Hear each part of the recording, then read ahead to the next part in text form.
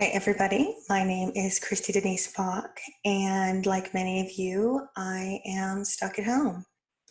I have asthma, so I'm being very cautious about where I go and what I do during the coronavirus pandemic. Because I don't do well when I'm bored, I sat down and I thought, how can I contribute to this town that I have lived in for a year now that has given me so many amazing things, so many new friends, and so many just stories to build. I love Kinston. I'm grateful I moved here. So this is my, I guess, return. I want to thank everybody so far who listened to last night's live Facebook reading. And for those who didn't, I am uploading it here for you now. I will be doing one scene a night at 8 p.m. and I will stream live on Facebook for everybody to be able to listen to. I hope you enjoy my story and understand that none of this is true. I made it up because I'm bored and because I just wanted to share some of my favorite places that I have discovered in Kinston.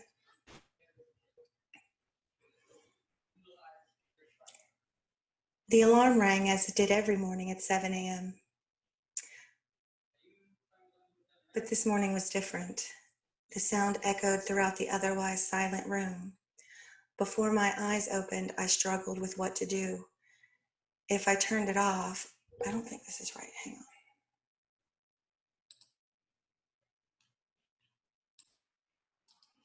Hello, everybody. My name is Kristy Denice Bock. I am an author local in Kinston, North Carolina. Since living here, and it's only been a year, I have developed some of the most amazing friendships and met some of the most amazing people, and saw a town so resilient and just determined to grow and expand and develop into a thriving city. I'm blown away by everything that I've seen and the people that I've met, and I wanted to share that. And since I'm a writer and what I do is I put my thoughts and opinions best into words, this is the first scene of Kristy's Quest for Coffee in Kinston. The alarm rang as it did every morning at 6 a.m. But as the first morning of my self-imposed isolation, I had options. The sound echoed throughout the otherwise silent room. Before my eyes opened, I struggled with what to do. If I turned it off, I could try to go back to sleep, but the allure of coffee proved to be far too strong to deny. Also, I had to pee. I stumbled blindly to the kitchen, turning every light on even as the sun lit my steps. After pressing power on the machine, I went in search of a coffee pod.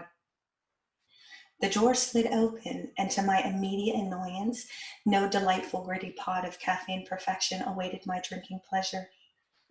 Not to be undone by one morning mishap, I went into the one drawer in the kitchen that seemed to collect everything that didn't have a home. The junk drawer provided me with the $1 treasure from the Dollar Tree that allowed me to use regular coffee in a reusable cup. With my morning on its way to being saved, I opened the can of coffee that sat in the back of the cabinet for when guests came over. As we never had guests, I opted not to check the expiration date. The scent of decadent breakfast juice did not greet my nose.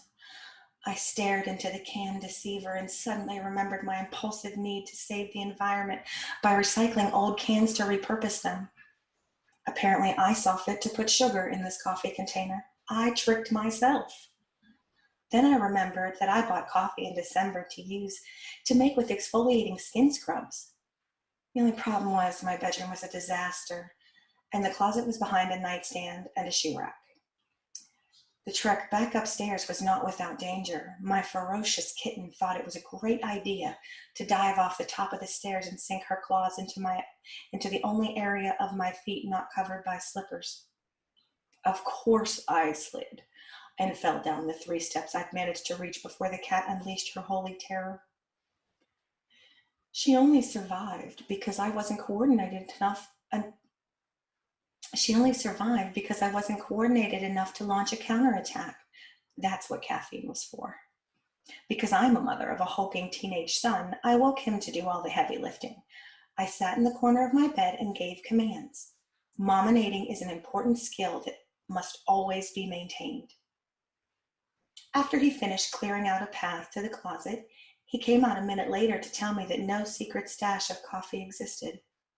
Because I know that he couldn't find a missing object with a neon sign and a map with a giant red X, I sent him back to the closet to find what I needed to get my day started. When he returned with the same negative answer, I held a moment of panic. Then I remembered that the crazies were only buying toilet paper and disinfectant wipes.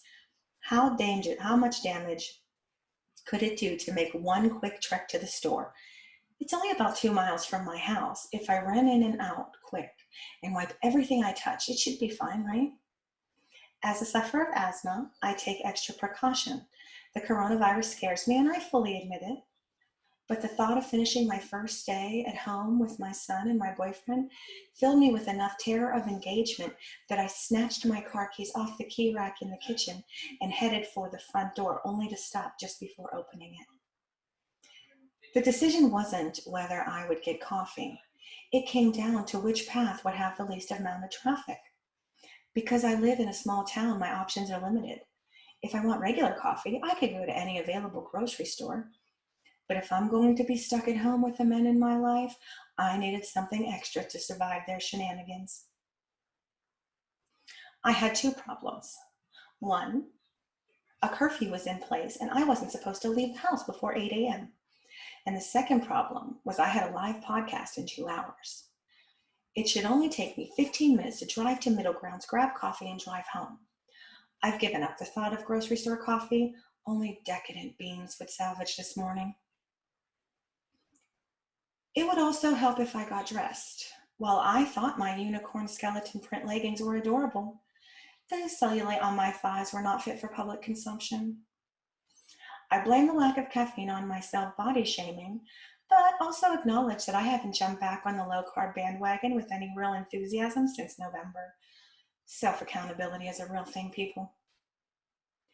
It took me a ridiculous amount of time to decide what shoes to wear. I don't know why. I don't really have a fashion sense other than what fits, what is clean, and what is maybe the same color as something else. While I'm not Walmart famous for my fashion sense, Derek has cringed more than once because of items I chose to wear. Not bothering with a brush, I twisted my hair in a bun and wrapped a ponytail around it.